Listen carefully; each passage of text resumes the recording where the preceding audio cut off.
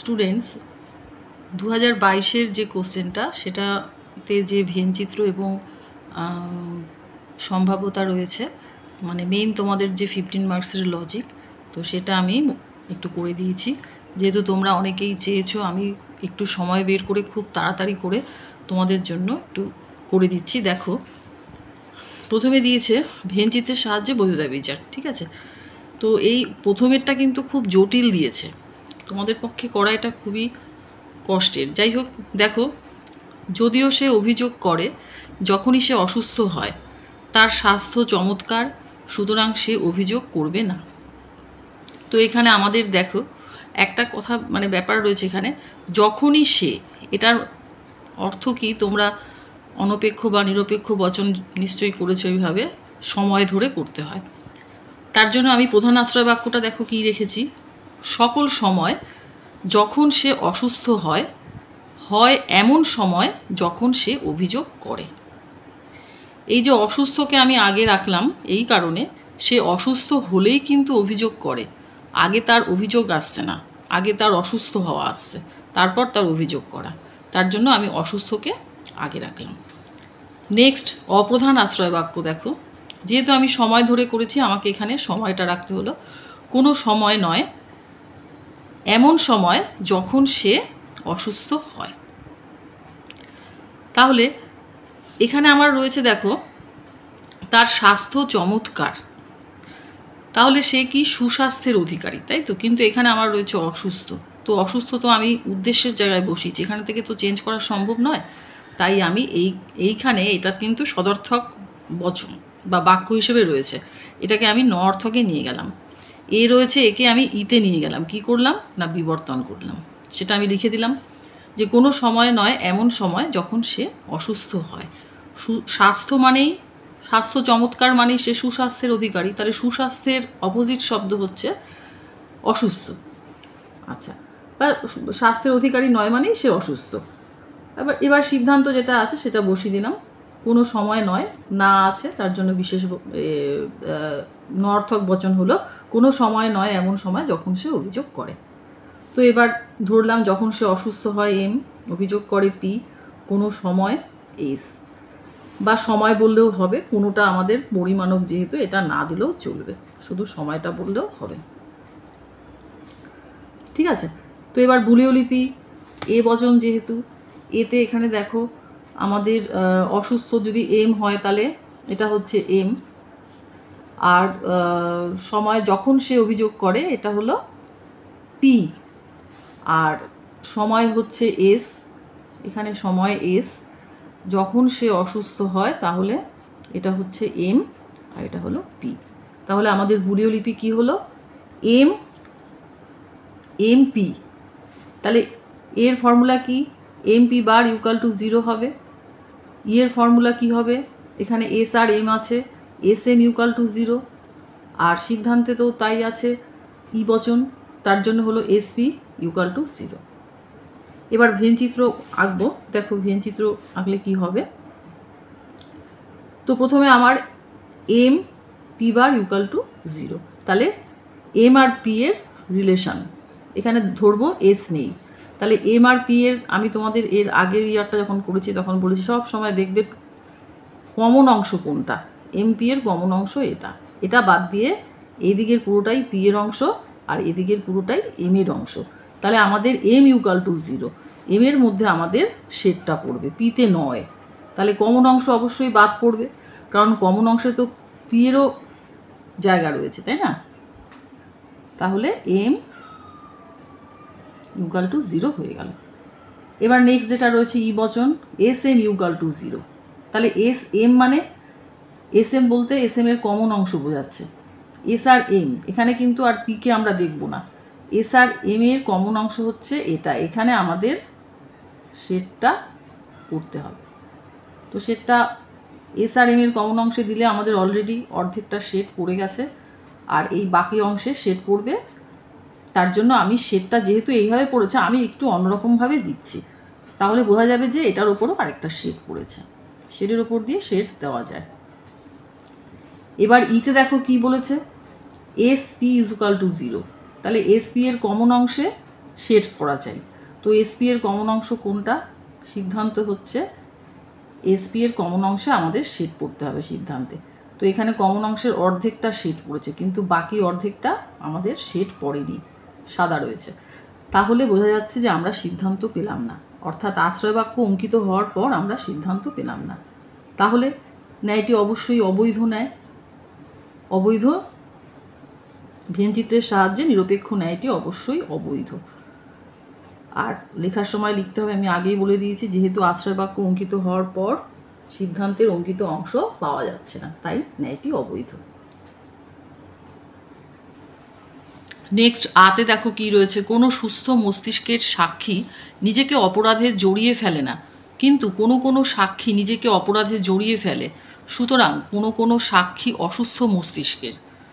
তাহলে এখানে আমাদের দেখো প্রধান আশ্রয় বাক্য কী করেছি, সিদ্ধান্ত তো সুতরাংয়ের পরের বাক্যটা সিদ্ধান্ত হবে। তো আমি সিদ্ধান্ত বসিয়েছি কোনো কোনো সাক্ষী অসুস্থ মস্তিষ্কের রয়েছে, সেখানে আমি করেছি সুস্থ মস্তিষ্কের।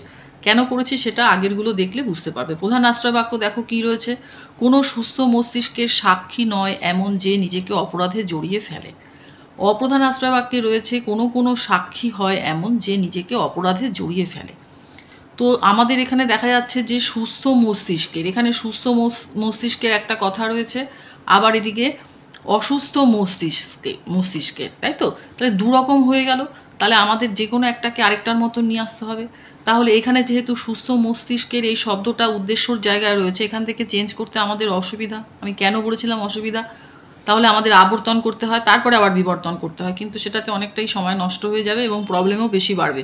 তো সের জন্য আমরা বিধর জায়গা থেকে চেঞ্জ করছি, সিদ্ধান্তে চেঞ্জ করে দিয়েছি বলে সিদ্ধান্তে আমাদের অসুস্থ মস্তিষ্কের পরিবর্তে হয়ে গেল সুস্থ মস্তিষ্কের সাক্ষী, এবং এটা ছিল সদর্থক, এটা হয়ে গেল নর্থক। ঠিক আছে, অর্থাৎ বিশেষ আই বচন ছিল, হয়ে গেল বিশেষ ও বচন। তাহলে এবার আমরা ধরে নিলাম সুস্থ মস্তিষ্কের সাক্ষী ইকুয়াল টু পি, নিজেকে অপরাধে জড়িয়ে ফেলে ইকুয়াল টু এম, এবং সাক্ষী ইকুয়াল টু এস।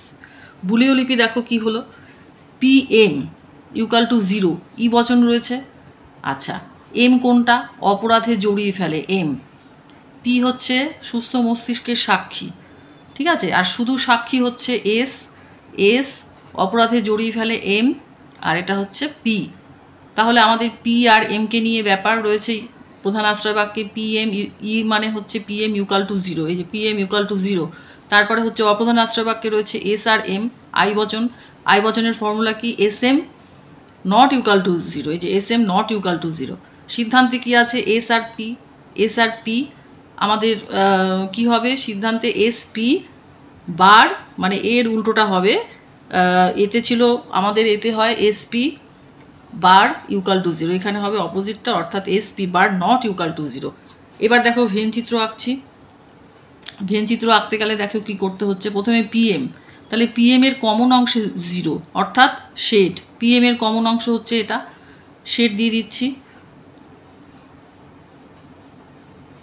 আচ্ছা, এবার বলেছে আই বচনের, আই এর এস এম এর কমন অংশে কি চেয়েছে? নট ইকুয়াল টু 0, মানে 0 নয়, হ্যাঁ কিছু আছে, অর্থাৎ এখানে আমাদের ক্রস পড়বে। এসপি এর অংশ কি? কমন। এস এম এর কমন অংশ কি? এস এম এর কমন অংশ হচ্ছে এটা, ঠিক আছে, এটা হচ্ছে কমন অংশ। তো এবার দেখছি, দেখো কমন অংশে অলরেডি শেড পড়ে গেছে অর্ধেকটা, তো শেডের ওপর দিয়ে কখনো ক্রস দেওয়া যায় না। যদি আমাদের এখানে আমি বলে দিচ্ছি, অনেক সময় হয়তো এরকমও দিতে পারে, ধরো দেখা গেল দুটো অংশ, মানে পুরো অংশটাই সাদা রয়েছে, এবার এই যে রেখাটা গেছে, যেটা কিনা এই অংশটাকে দ্বিখণ্ডিত করেছে, তখন আমাদের এই দ্বিখণ্ডিত রেখার, মানে এস এম এর অংশ বললে, S am not equal to 0 বললে আমাদের তখন এই দ্বিখণ্ডিত রেখার উপর দিয়ে ক্রসটা হতো। যেহেতু এখানে অর্ধেকটা শেড পড়ে গেছে, তার জন্য আমরা শেডের ওপর কখনো ক্রস দিতে পারবো না, ক্রসটা আমাদের বসবে এই ফাঁকা জায়গায়, সাদা অংশটাতে, ঠিক আছে। এবার দেখো সিদ্ধান্ত কি চেয়েছে? S B bar not equal to 0। তাহলে S B bar not equal to 0 হলে আমাদের এস অংশে ক্রস, ঠিক আছে, এই যে ক্রস আমাদের চলে এসছে কিন্তু অলরেডি, এই দেখো এসে ক্রস আমাদের আগেরটা আঁকতে, মানে অপ্রধান আশ্রয় বাক্য আঁকতে গিয়েই আমরা ক্রস পেয়ে গেছি। তাহলে এটা কিন্তু একটা বৈধ মূর্তি হলো, ঠিক আছে। কারণ আশ্রয় বাক্য অঙ্কিত হওয়ার সাথে সাথে সিদ্ধান্ত অঙ্কিত হয়ে গেছে। তাহলে এটা কি হলো? বৈধ মুক্তি। এবার সংস্থানটা তোমরা দিতেও পারো এখানে, সংস্থানটা কি, এবং সংস্থান অনুযায়ী তোমরা নামটাও দিয়ে দিতে পারো। এবার আরেকটা রয়েছে দেখো, হর্ষইতে সরল রেখা কখনোই বাঁকা হয় না, কেবল সরল রেখায় ত্রিভুজের বাহু হতে পারে, সুতরাং ত্রিভুজের বাহু কখনো বাঁকা হয় না। এটা কিন্তু খুবই ইজি দিয়েছে, একদম সিম্পল সুন্দর দিয়েছে। তো দেখো এখানে আমাদের সুতরাংয়ের পরের বাক্যটা অবশ্যই সিদ্ধান্ত হবে, ত্রিভুজের বাহু কখনো বাঁকা হয় না। ই বচন, কোনো ত্রিভুজের বাহু নয় বাঁকা। ঠিক আছে, তাহলে আমরা যেরকম নর্মালি করে থাকি, কোনটা কি বাক্য হবে তোমরা নিশ্চয়ই জানো। সরলরেখা কখনোই বাঁকা হয় না, কোনো সরলরেখা নয় বাঁকা। আর কেবল যেহেতু আছে তার জন্য এখানে উদ্দেশ্য আর বিধেয়টা চেঞ্জ হয়ে গেল, ত্রিভুজের বাহু আগে চলে গেল আর সরলরেখা পরে চলে গেল। ঠিক আছে, তাহলে সরলরেখা ইকুয়াল টু এম, বাঁকা ইকুয়াল টু পি, ত্রিভুজের বাহু ইকুয়াল টু এস আমরা ধরলাম। বুলীয় লিপি কি হলো? বুলীয় লিপি হলো ই, প্রথমে ই আছে, ইতে কি কি আছে? এম আর পি আছে। আচ্ছা, বাঁকা হচ্ছে পি, সরল রেখা হচ্ছে এম, এখানেও ভুল করে বাঁকা লিখে ফেলেছিলাম, এম, আর এটা হচ্ছে এস, এস পি। ঠিক আছে, তাহলে M P equal to 0, M আর পি ইকুয়াল টু 0 হলো এর ফর্মুলা। এর ফর্মুলা কি হলো? এস আর এম আছে, S M bar equal to 0। আবার ই বচন সিদ্ধান্ত, এস পি ইকুয়াল টু 0। এবার ভেন চিত্র আঁকছি। দেখো ভেন চিত্রে কি হবে? প্রথমে আমাদের ই বচন আছে, এমপি, এমপি এর কমন অংশে শেড, তাহলে এমপি এর কমন অংশ তো এটা অবশ্যই বুঝতে পারছো তোমরা, এমপি এর কমন অংশে শেড দিয়ে দিচ্ছি, হয়ে গেল। এবারে এ বচনে কি আছে? S M bar equal to 0, অর্থাৎ এম এ বার রয়েছে, এস ইকুয়াল টু 0 ধরলাম, তাহলে এস এর মধ্যে এমকে বাদ দিয়ে এম আর এস এর রিলেশন, তার মানে পিপকে এখানে আমরা ভাববো নেই, তাহলে এস আর এম এর রিলেশন যখন দেখবো, এস আর এম এর কমন অংশ বের করে নিলাম, মানে এটাকে বুঝে নিলাম, তাহলে এমকে বাদ দিয়ে এস এর অংশ পুরোটা হচ্ছে এই এতটুকু। ঠিক আছে, ধরলাম পি এখানে নেই, তো এসে তোমার শেড পড়বে, তাহলে শেড দিয়ে দিচ্ছি, কমন অংশ বাদ দিয়ে পুরো এসটাতে শেড পড়ে গেল। এবারে বলেছে এসপি ইকুয়াল টু 0, দেখো সিদ্ধান্ত এসছে না, এসপি এর কমন অংশে বলেছে শেড পড়া দরকার সিদ্ধান্তে, তাহলে অলরেডি চলে এসেছে আশ্রয় বাক্য অঙ্কিত হওয়ার পরে, তাহলে আমরা মূর্তিটাকে কি বলবো? বৈধ মূর্তি। ঠিক আছে, যেহেতু আশ্রয় বাক্য অঙ্কিত হওয়ার সাথে সাথে, আশ্রয় বাক্য মানে এই যে দুটো আশ্রয় বাক্য, প্রধান এবং অপ্রধান আশ্রয় বাক্য অঙ্কিত হওয়ার সাথে সাথে আমরা সিদ্ধান্তকে অঙ্কিত হতে হলে যে চিত্রটা চলে আসে, মানে অঙ্কিত করলে যে চিত্রটা চলে আসে সেটা অঙ্কিত হয়ে গেছে, তার জন্য ন্যায়টি বা যুক্তিটি বৈধ।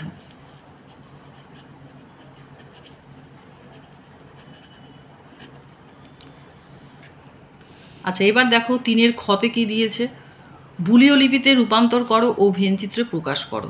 এটা তোমাদের যেগুলো মানে আলাদাভাবে আসে সেটা এবার মানে 22-এ একসাথে দিয়ে দিয়েছে মেন ভেন চিত্রের সাথে। অতে আছে সব কিছুই ক্ষণিক, তো এখানে দেখো সব কিছুর জায়গায় কিন্তু কিছু নেই, শুধু ক্ষণিক আছে, যেমন আমরা করি ভূত আছে, হ্যাঁ, বা ভূত নেই এরকম আছে, পরি আছে পরি নেই, এই ধরনের আর কি, সব কিছু ক্ষণিক। তো এটা আমাদের বের করতে যাতে সুবিধা হয় আমি একটা এলেফ করে নিলাম, সব কিছুর জায়গায় সকল বস্তু বসিয়ে দিলাম, আর ক্ষণিকের জায়গা ক্ষণিক তো রয়েছেই, বিধেয়পত্র দিয়েই দিয়েছে ক্ষণিক। এবারে আমি ধরে নিলাম ক্ষণিক ইকুয়াল টু পি, পি, কিন্তু সকল বস্তুর জায়গায় যেহেতু কিছু নেই, সব কিছুই বলেছে, কিন্তু সেই জিনিসটা কি আমরা তো জানি না, তার জন্য আমি এই এসের অংশটাকে এখানে লিখলাম না, মানে বুলীয় লিপিতে লিখলাম না, শুধু পিকেই ধরলাম। ঠিক আছে, আর বুলীয় লিপিতে তাহলে কি লিখলাম? কিন্তু অ্যাকচুয়ালি ফর্মুলাটা কিন্তু আমার এর ফর্মুলা কি হয়? এর ফর্মুলা হয় আমার S P bar equal to 0, যেহেতু এখানে এসটা নেই তার জন্য এসটাকে আমি কেটে দিলাম, তাহলে আমার কি হলো? পি বার ইকুয়াল টু 0, তাই আমি বুলীয় লিপিতে লিখলাম পি বার ইকুয়াল টু 0। এবার ভেন চিত্র করছি, ভেন চিত্র দেখো এবার কিভাবে করব, বার আছে, বার ইকুয়াল টু 0, এটা কিন্তু খেয়াল করে করবে তোমরা, পি বলতে এই মানে সার্কেলটাকে বোঝাচ্ছে, আর পি বার বলতে বোঝাচ্ছে কিন্তু এই বাইরের অংশটাকে, তাহলে আমাদের শেডটা পড়বে পুরোটাই বাইরে, ভেতরে কোনো ব্যাপার নেই। এইভাবে পুরোটাই শেড দিয়ে দেবে। হয়ে গেল। নেক্সট আতে দেখো কি আছে, সব তিমি স্তন্যপায়ী এবং সব স্তন্যপায়ী প্রাণী উষ্ণ শোণিত যুক্ত। এখানে দেখো আমাদের 3টে পদ আছে, যার জন্য আমাদের 3টে বৃত্ত আঁকতে হবে। স্তন্যপায়ীকে কি ধরলাম, স্তন্যপায়ী তিমিকে ধরলাম, তিমি আছে আগে, তিমিকে ধরলাম এস, স্তন্যপায়ী প্রাণীকে ধরলাম কি পি, আর উষ্ণ শোণিত যুক্তকে ধরলাম এম। লিখে দিয়েছি এখানে। আচ্ছা, তার আগে আমি এখানে আমার এটা করা উচিত ছিল যদিও, তো আমি ডান দিকে লিখে দিয়েছি। প্রথম যেটা রয়েছে, সকল তিমি হয় স্তন্যপায়ী প্রাণী, এ বচন, এবং দিয়ে আরেকটা সেন্টেন্স যেটা দিয়েছে, সব স্তন্যপায়ী প্রাণী হয় উষ্ণ শোণিত যুক্ত, এটাও এ বচন। তাহলে এ বচন অনুযায়ী ফর্মুলাটা কি হবে, এখানে তিমি যদি আমরা এস ধরি, এস লিখলাম, স্তন্যপায়ী প্রাণী পি লিখলাম, এখানে পি আছে আর এখানে আছে এম। তাহলে কি হচ্ছে, এর ফর্মুলাতে S P bar equal to 0, আর এখানে কি আছে P M bar equal to 0। হয়ে গেল। এবার ভেন চিত্র করছি। তাহলে S P bar equal to 0, যেহেতু এখানে এস পি এবং এম রয়েছে তার জন্য 3টে বৃত্ত করেছি।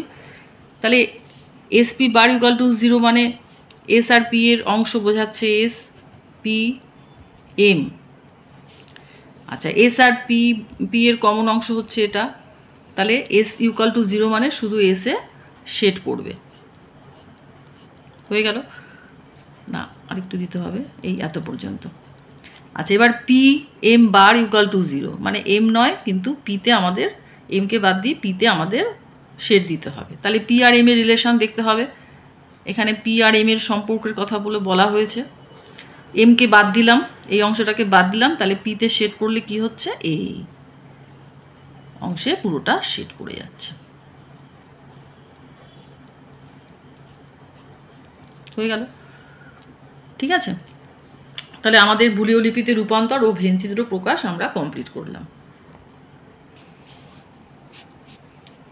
আচ্ছা, এবার সম্ভাব্যতায় চলে আসলাম। নাম্বার 6-এ যে সম্ভাব্যতা দিয়েছে, দেখো প্রথম অঙ্কটা একটু জটিল দিয়েছে, জটিল ঠিক না, যারা পারো তারা নিশ্চয়ই, তাদের কোনো অসুবিধা নেই, কিন্তু অঙ্কটা করলে তোমরা দেখবে একদমই ইজি, কিন্তু অর্থটা আমাদের বোঝা দরকার আছে। কতে আছে, একটি মুদ্রা 3বার টস করলে অন্তত একবার হেড পড়ার এবং অনধিক একবার হেড পড়ার সম্ভাব্যতা কত। এখানে অঙ্কটা খুবই সোজা, কিন্তু অনেকে এই অর্থটাকে মানে অনেকের বুঝতে হয়তো অসুবিধা হতে পারে।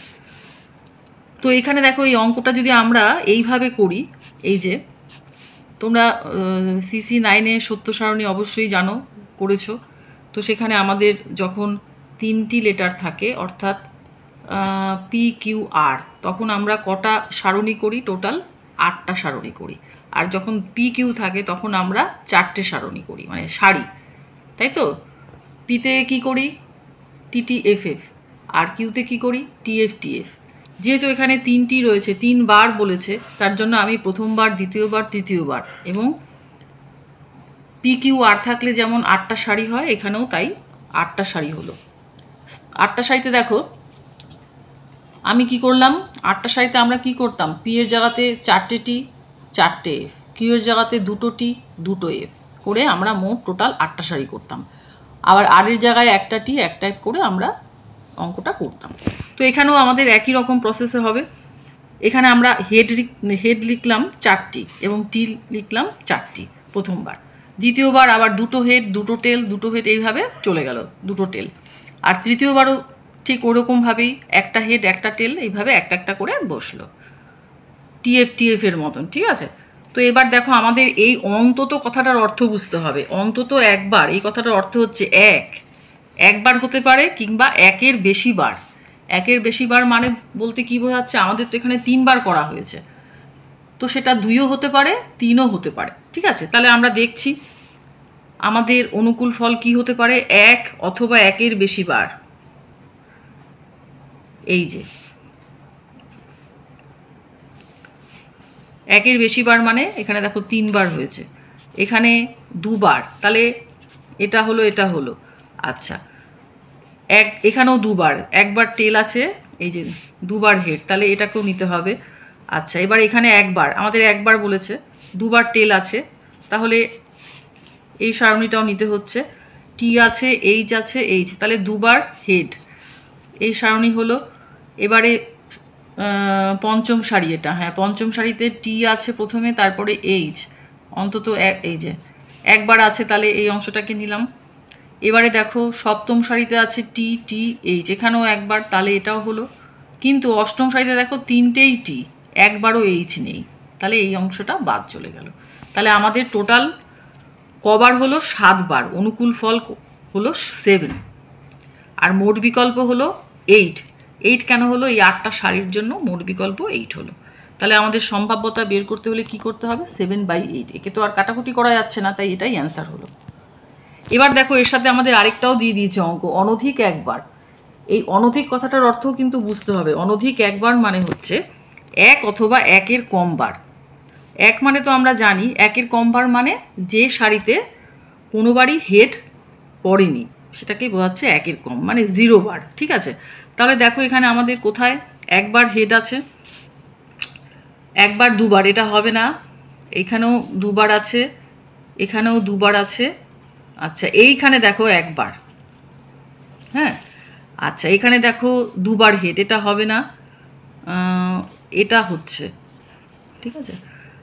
এখানেও এটাও হচ্ছে, একবার হেড পড়েছে, আর এখানে 3বারই টেল। তার মানে কি?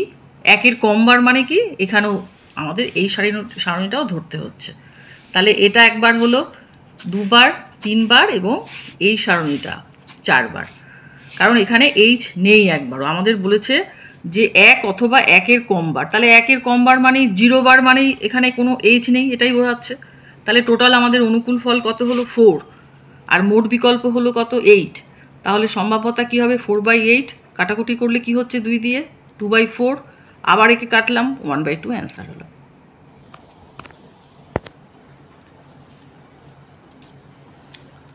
আচ্ছা, এবার দেখো ক্ষয়তে কি আছে? তাসের প্যাকেট থেকে 3বার তাস তুললে 3বারই হরতনের তাস না পাওয়ার সম্ভাব্যতা কত? তোমরা হয়তো করেছো অনেকেই, হরতনের তাস পাওয়ার সম্ভাব্যতা, এখানে আছে না। তাহলে পাওয়ার হলে আমাদের পাওয়ার সম্ভাব্যতা করতে দিলে আমরা কি করতাম? অনুকূল ফল ধরতাম। যেহেতু না বলেছে, তার মানে অপোজিটটা, অর্থাৎ প্রতিকূল ফল ধরে করতে হবে অঙ্কটা। তো টোটাল একটা বান্ডেলে টোটাল তাস থাকে 52টা, 52, এটা তার জন্য দেখিয়ে দিয়েছি। আর হরতন, চিরতন, ইস্কাবন, রুইতন, এই 4 প্রকার তাস থাকে। প্রত্যেকটা তাস থাকে 13টা করে। তাহলে এখানে আমাদের দিয়েছে হরতন, তাহলে 13টা আমাদের না পাওয়ার সম্ভাব্যতা, তার মানে হরতনকে বাদ দিতে হবে। 52 - 13 করলাম, হলো 39 প্রতিকূল ফল, আর মোট বিকল্প 52। তাহলে ফর্মুলাটা এখানে একটু লিখে দিয়েছি, মানে P = U/T, ফেভারেবল আনফেভারেবল। ঠিক আছে, তো প্রতিকূল হলে এটা হবে, আর টোটাল তো আমাদের সেমই থাকবে। এবার দেখো আমাদের 3বার বলেছে, তাহলে 3বার করে দেখাতে হবে। প্রথমবার তাসটি হরতন না পাওয়ার সম্ভাব্যতা 39/52, দ্বিতীয়বার তাসটির হচ্ছে 39/52, এবং তৃতীয়বারও সেম 39/52। এবার 3বারই বললে আমরা সবসময় ইন্টু করব, তো ইন্টু করে দিয়েছি। এবার অ্যান্সারটা তোমরা করবে, আমি কিন্তু আর করব না। আচ্ছা, এবার দেখো নাম্বার গয়ের যে ইয়েটা আমি, মানে অঙ্ক যেটা দিয়েছে সম্ভাব্যতা, সেটা আমি লিখে ফেলেছিলাম, কিন্তু লিখে দেখলাম আরে এই অঙ্কটা তো আমি 2021-এ তো সেম অঙ্ক করিয়েছি, তার জন্য এটা আর করালাম না। দেখবে 2021-এর অঙ্কটাকে 22-এ রিপিট করেছে, টেক্কা দিয়ে যে অঙ্কটা রয়েছে। আচ্ছা, এবার ঘয়ের অঙ্কটা দেখো, দুটো ঘুটিতে দান ফেলে, মানে দুটো ঘুটি মানে ছক্কা, দুটি ঘুটিতে যে সংখ্যা উঠবে তাদের যোগফল 4 অথবা 6 হওয়ার সম্ভাব্যতা কত? ঠিক আছে, এবার দেখো এইসব অঙ্কতে না বাংলা ইয়েতে লিখে দেয়। এবার আমরা তো সবসময় মানে সংখ্যাগুলো, নাম্বারগুলো ইংলিশে করি, করতে করতে এখানে আমার অনেক কাটাকুটি হয়ে গেছে, আমি ইংলিশে করে ফেলেছি। তো তোমরা পরীক্ষার কোশ্চেনে বাংলায় দিলে তোমরা ইংলিশেও করতে পারো, কোনো প্রবলেম নেই, কিন্তু খেয়াল রাখবে যেন 4কে 8 মনে করো না, বা যাই হোক এরকম ভুল করো না। তো দেখো দুটি ঘুটিতে দান দিলে 4 উঠতে পারে, অথবার ব্যাপারটা পরে আসছে, আগে দেখবো আমরা 4 কিভাবে উঠতে পারে আর 6 কিভাবে উঠতে পারে। আমরা দুটো ছক্কাকে ফেললাম, তো দুটো ছক্কাকে ফেললে পরে একসাথে 4 উঠতে পারে কীরকমভাবে? তাহলে দুটো ছক্কাতে একবার করে 2, একবার করে 2 পড়তে পারে, তাহলে 2 2 4 হলো। এবং দ্বিতীয়বার কি হতে পারে? একবার একটা ছক্কাতে 3 পড়লো, পরের ছক্কাতে 1 পড়লো, তাহলে 4 হতে পারে। আবার প্রথম ছক্কাতে দেখা গেল 1 পড়লো, দ্বিতীয় ছক্কাতে 3 পড়লো। তাহলে এইভাবে আমার কটা সম্ভাব্য ক্ষেত্র পেলাম? 3টি সম্ভাব্য ক্ষেত্র। এর বেশিবার কিন্তু সম্ভব না, তোমরা ভেবে দেখো আর হয় কি না, আমারও ভুল হতে পারে।